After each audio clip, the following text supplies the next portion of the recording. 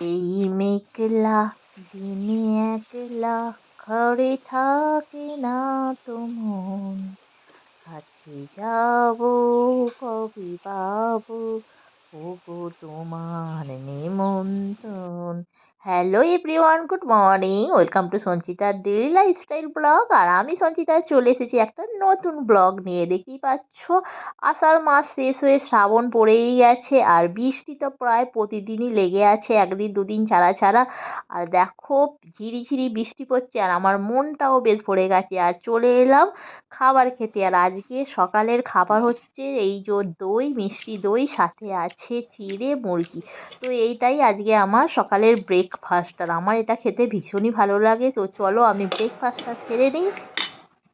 যেহেতু বৃষ্টির দিন আর সকালে স্নান টান করেই খাচ্ছি, তো চুলটা একটু চাড়িয়ে দিলাম যাতে চুলটা একটু শুকিয়ে যায়। এরপর করবো রান্না। তো বন্ধুরা দেখতেই পাচ্ছ চলে এসেছি চিচিঙে নিয়ে, আর আজকে বানাবো চিচিঙে আলু পোস্ত। তো তোমরা এই সবজিটাকে কি বলো? আমরা তো এই সবজিটাকে চিচিঙে বলি। তো চলো এখন এটাকে কাটতে শুরু করে দিই। চিচিঙে তো ওগুলোকে কাটবো।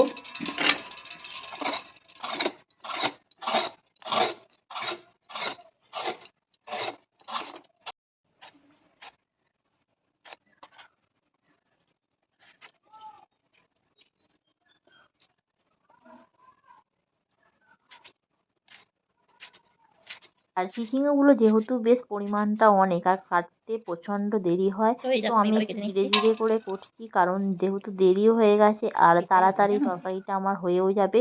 তো দেখো অলরেডি আমি চিচিঙ্গাগুলো সব কেটে ফেলেছি, আর এদিকে ঠাকুমা ভাতটাও বসিয়ে দিয়েছে, সাথে আলু, পেঁয়াজ, একটু আদা আর কাঁচা লঙ্কা। তো এই যে হচ্ছে ভাত, তো দেখতেই পাচ্ছ এই যে ভাত। আর এখানে রয়েছে মাছ, নুন আর হলুদ দিয়ে মাখানো, ডিম রয়েছে, সাথে এই যে পোস্ত রয়েছে, পোস্ত বাটা, চিচিঙে আলু কাটা। তো এই হচ্ছে আজকের দুপুরের খাবার। আর বাইরে হচ্ছে বৃষ্টি, দেখতেই পাচ্ছ সকাল থেকে বৃষ্টি হচ্ছে। মাছ এখন ভাজবো আমি।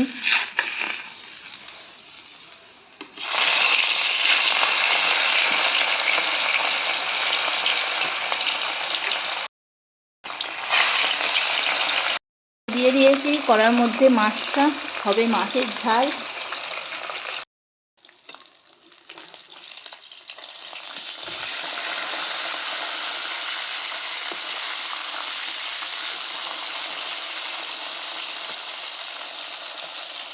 এই যে দেখতে পাচ্ছ ডিমটাও দিয়ে দিলাম ভাজতে।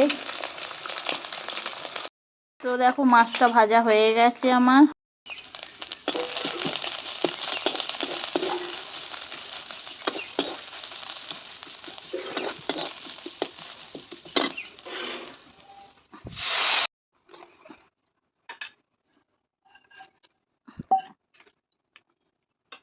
তো আমি মাছ আর ডিমটা একসাথেই দিয়ে দিলাম ঝোলের মধ্যে। তো দেখতেই পাচ্ছ একদম রেডি হয়ে গেছে একটা মাছের পাতলা ঝোল, সাথে ডিমটা। চিচিঙে আলু, পেঁয়াজ, পোস্ত। আর প্রথমে আলুগুলো আমি দিয়ে দেবো, আলুগুলো কেটে রেখেছিলাম, আলুগুলো দিয়ে দেবো তেলের মধ্যে। তো এই যে আলুগুলো দিয়ে দিলাম, আলুগুলো হালকা করে ভেজে নেব।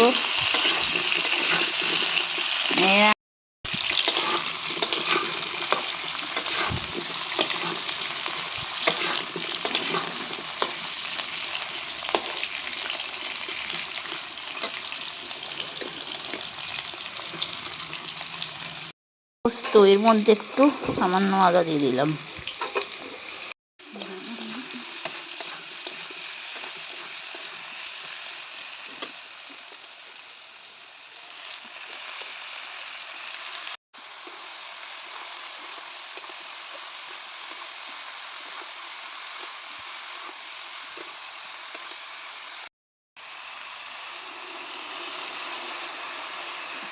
আমি আলুটা প্রথমে ভেজে নিচ্ছিলাম, তারপর জল ঝরিয়ে আমি চিচিঙেটা দিয়ে দিয়েছি, আর ওটাও ভেজে নিয়েছি। আর ভেজে নেবার পরে পোস্তটা আমি দিয়ে দিলাম, আর এটাকে খুব ভালোভাবে নেড়ে দিচ্ছি। নেড়ে দিয়ে দেখো মোটামুটি আমার সিদ্ধ হয়েই গেছে, যেহেতু চিচিঙে একটু শক্ত শক্ত মতো। আর এইভাবে চিচিঙে একটু আধ বাটা পোস্ত দিয়ে করলে খেতে দারুণ হয়। তো আমি এটা একটু জল জল মতো দেখো ঢেলে দেবো, আর এবার এটুকে আলু আর একটু চিচিঙেগুলো সেদ্ধ হলেই হয়ে যাবে আমার রান্নাটা।